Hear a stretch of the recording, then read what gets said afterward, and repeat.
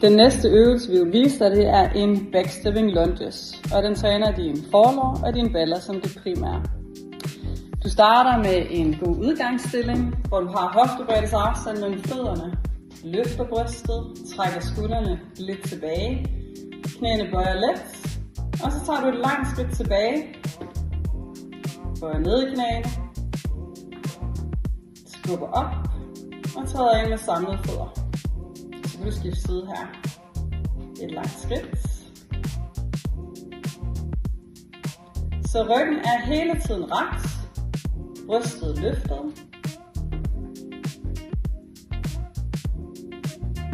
Og det kan være, at du også kan vise den med siden til. Så når vi træder tilbage, og du kan prøve lige at freeze ned i bunden, så vil vi gerne gå efter 90-90, altså 90 graders bøjning i begge knæ. Skub det bare op igen.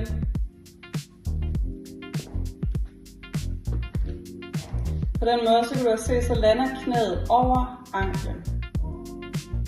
Så vi træner mest effektivt og belaster mindst muligt.